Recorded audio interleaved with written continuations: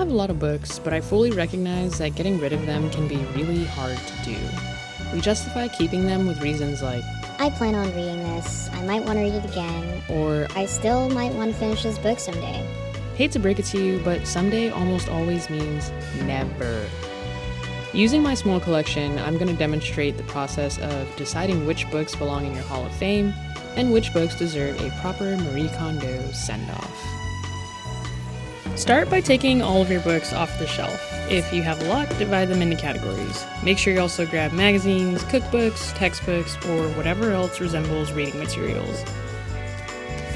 Clearly, I've only been reading self-help books or personal finance books, so there we go.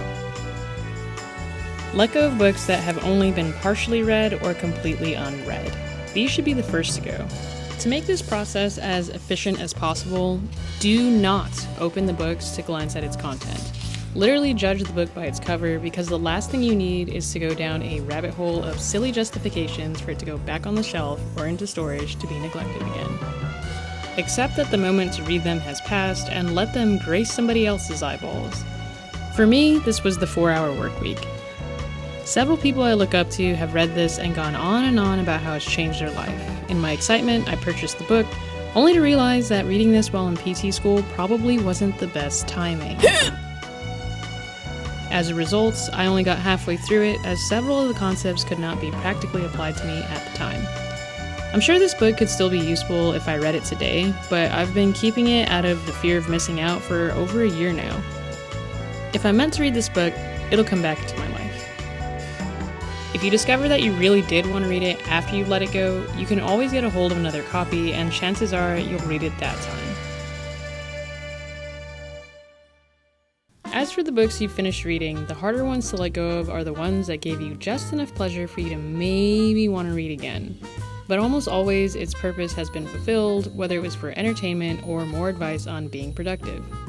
These are books that you enjoyed but wouldn't necessarily go around telling everyone and their mom to read, so you're likely not going to read it again for yourself. I'm pretty good at letting these go, so I only have this one. As for textbooks and study materials, let go of all that.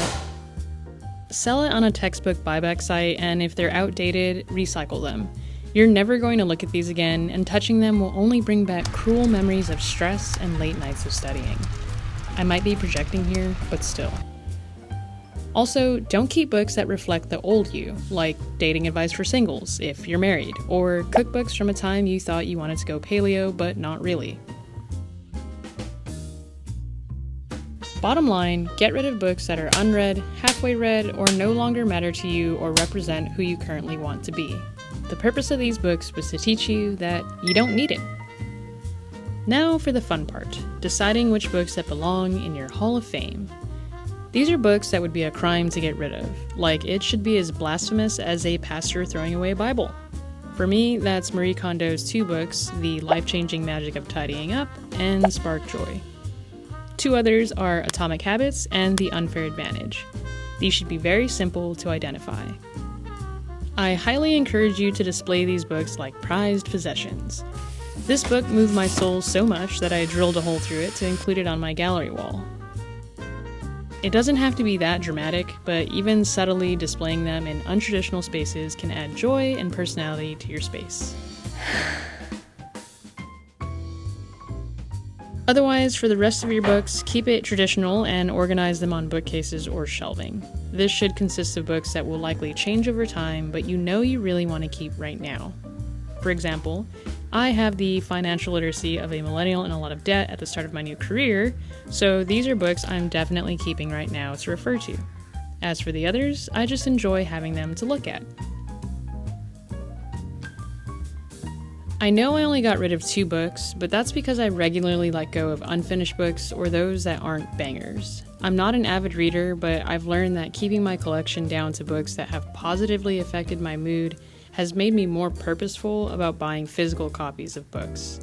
And speaking of positively impacting your mood, check out this next video that can help spruce up your space.